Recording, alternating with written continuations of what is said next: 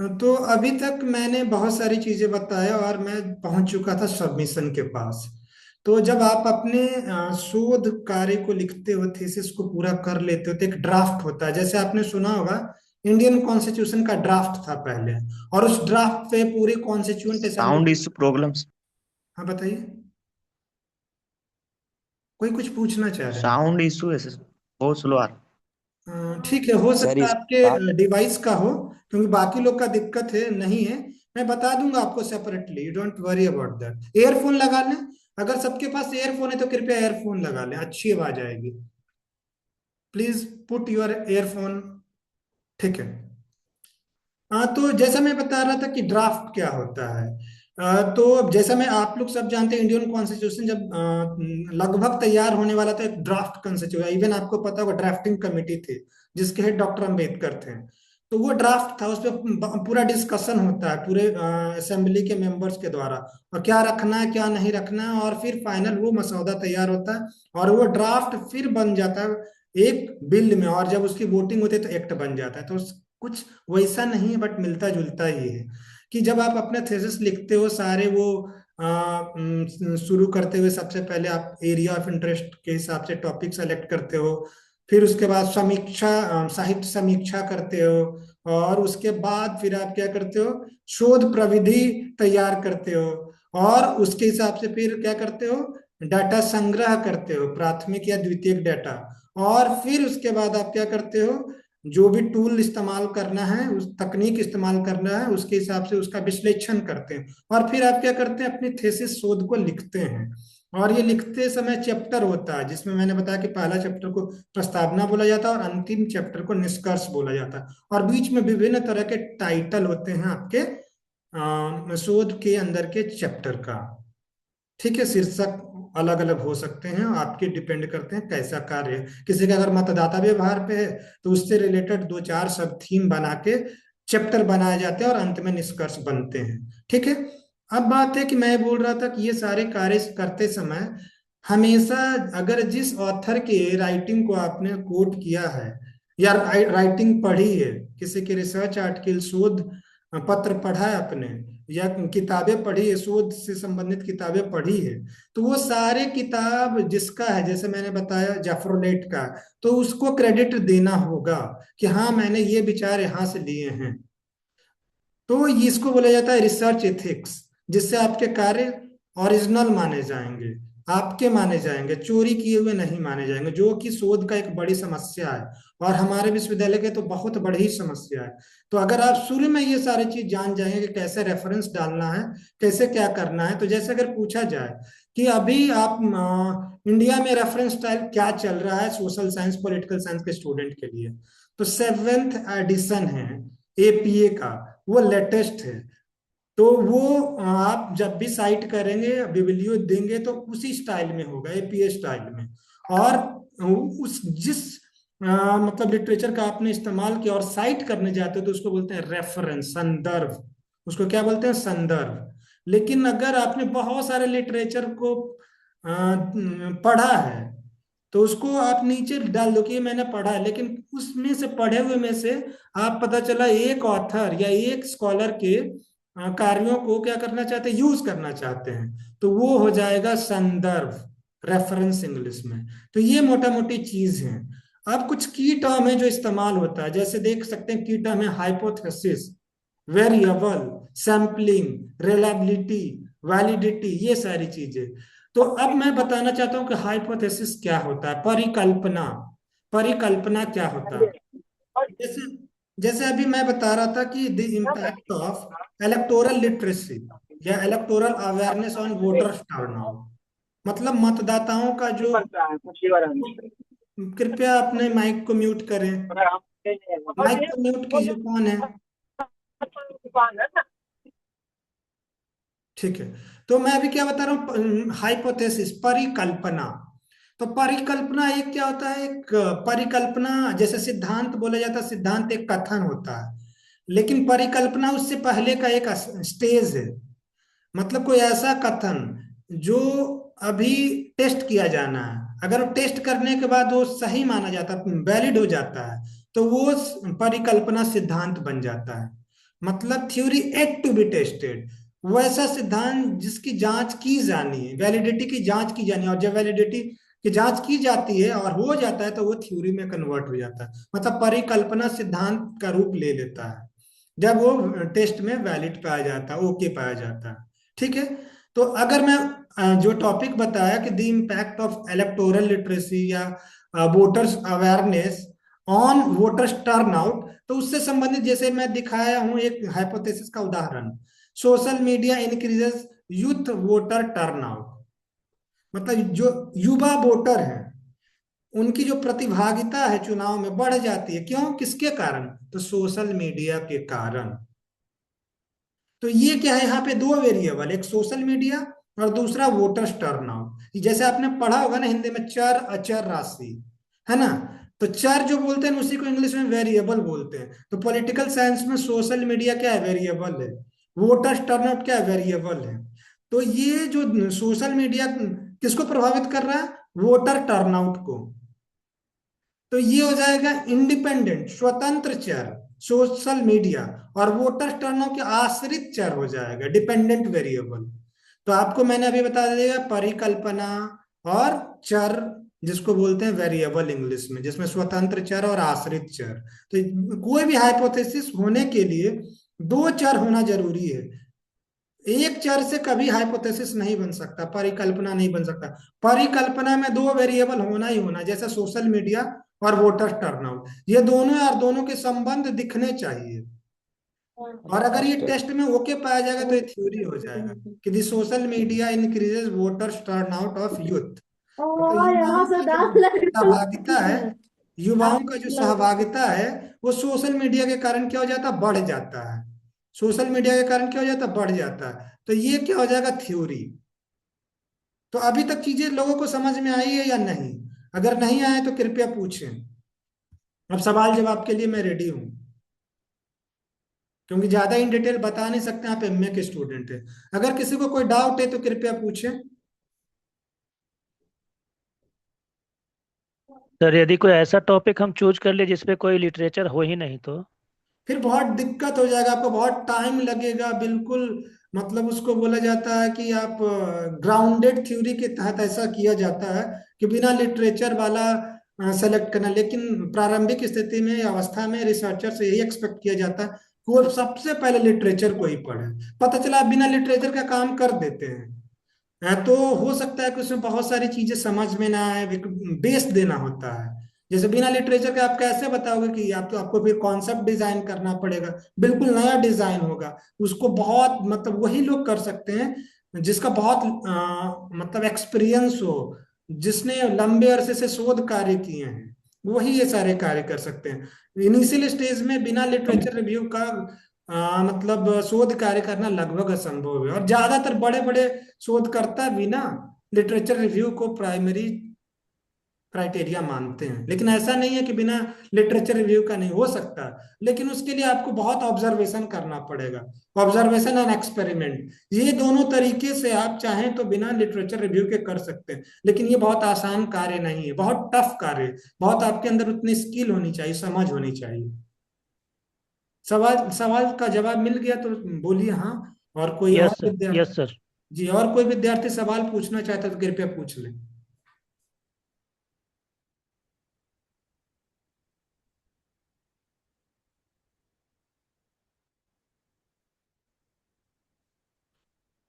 किसी को कोई सवाल जवाब करना है तो कृपया पूछें।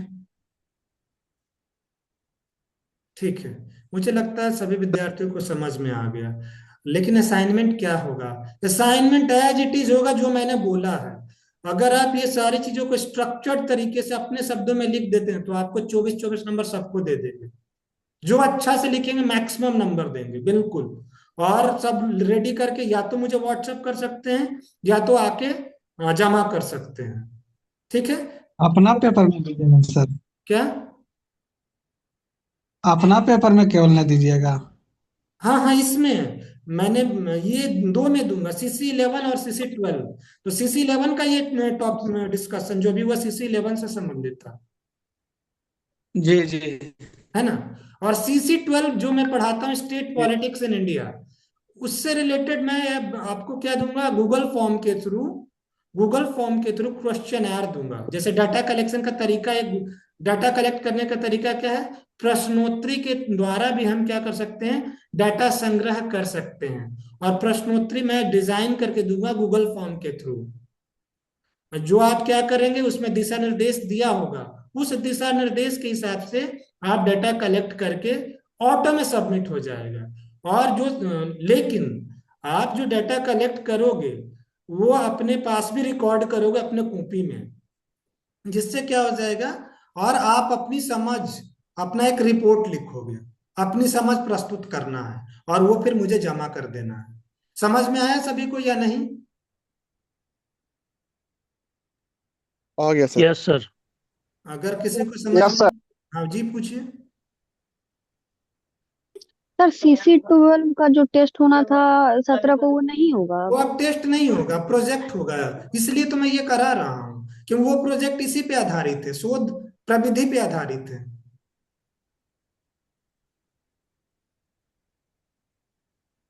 समझ गए? तो क्वेश्चन मैं डिजाइन करके दे दूंगा और तो जो मोटा मोटी रिपोर्ट मैं बता बनानी है वो देता हूँ। CC12 की बनानी है 11 की? क्या पूछिए, जी पूछिए।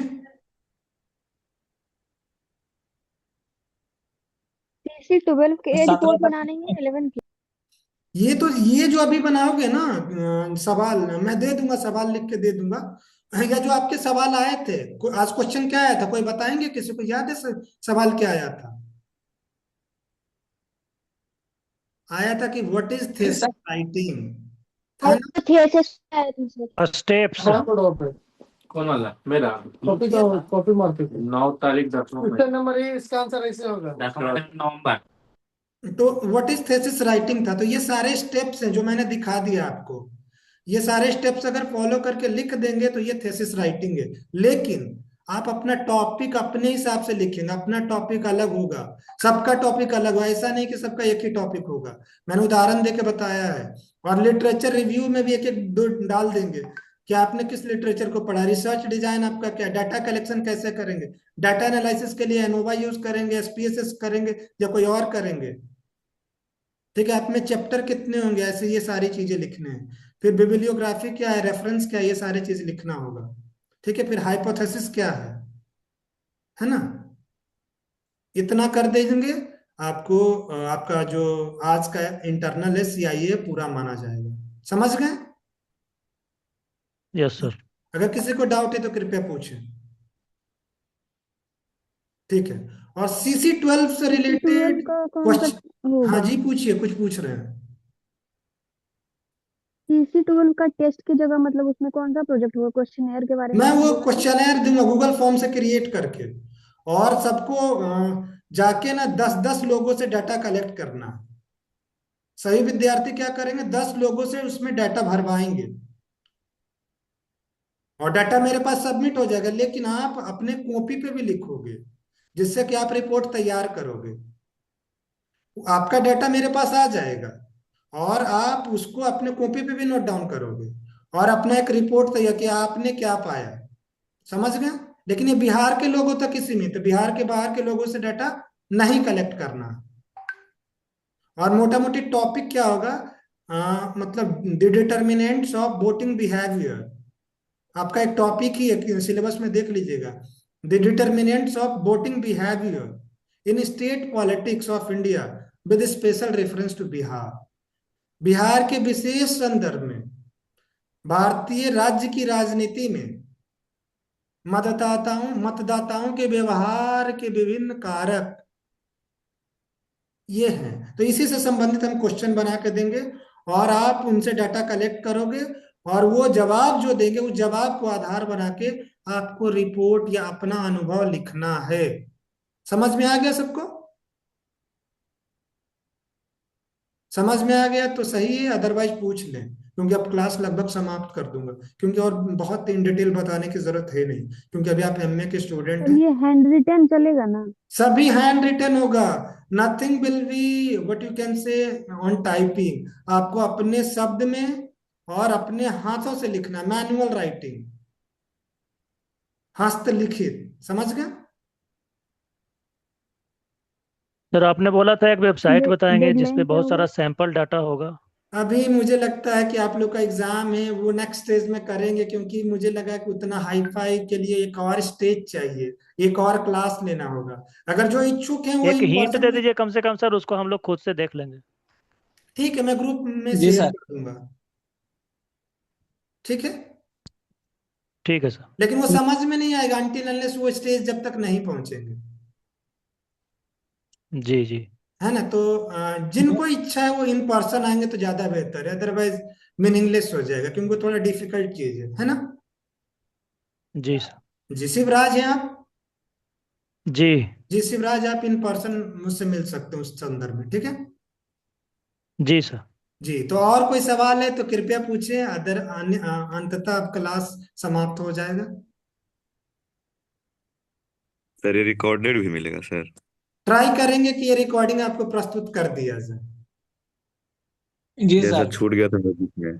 जी जी, मैं ट्राई करूंगा कि सारी रिकॉर्डिंग सारे विद्यार्थियों को प्रस्तुत किया जाएगा। जी, और जी कुछ सर, सवाल है क्योंकि तो कृपया पूछ लें। बात करते सर में आधा मीटिंग हो गया था, पटना इतने इतने टाइम हो गया, अभी पहुंचे रूम। कोई बात नहीं, नो इशू नो इशू। मैं ट्राई करूंगा कि सबको ग्रुप में मिल जाए, है ना? और उसी के मुताबिक आप अपना ये प्रस्तुत करेंगे लिखकर, और सब ईमानदारी से करेंगे, क्योंकि आपके जीवन की में ये हमेशा ये काम देंगे। ठीक है? Yes sir. जी सर। ये जी जी। ऑनलाइन भी सबमिट कर सकते हैं पीडीएफ फॉर्म में, या हार्ड कॉपी में देना होगा? फिर से बताइए, मैं सुन नहीं पाया, थोड़ा लाउड बोले कृपया, माइक के आसपास सर क्लोज है। हैंड रिटन का स्कैन कॉपी भी दे सकते हैं यस क्या? यस, आप हैंड रिटन का तो पीडीएफ बना के मुझे शेयर कर सकते हैं। दोनों ही पेपर में सर? हाँ, दोनों दोनों में कर सकते हैं, हाँ, कोई आने की जरूरत नहीं है। Okay sir. अगर तो आप कोई सारा आना पीआई चाहते का हैं तो दे भी पीआई सकते हैं, अदरवाइज वो मुझे डायरेक्ट सेंड कर सकते हैं। लेकिन उस पे दम सारे डिटेल्स ओके होने चाहिए, नाम, रोल नंबर, है ना?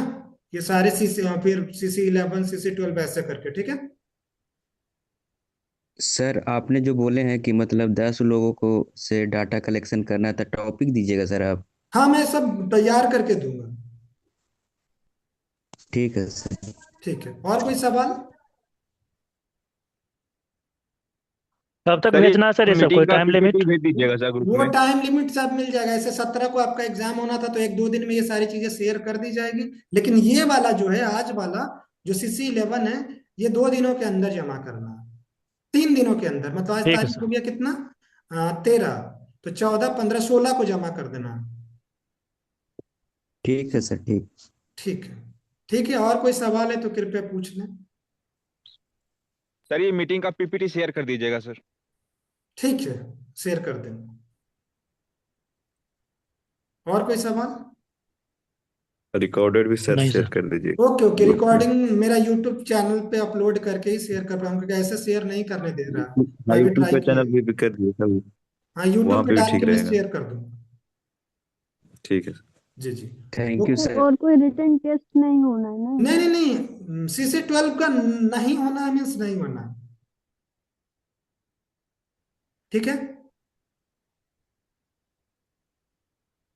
ठीक है। अब कोई अंतिम सवाल है ओके तो सर, बोलिए। Thank you sir. जी जी। Thank thank you you okay. Sir, sir. Thank you for effort sir. जी जी। Thank you everyone. I hope कि सब अच्छा कार्य करेंगे। शुभ रात्रि। शुभ रात्रि सर।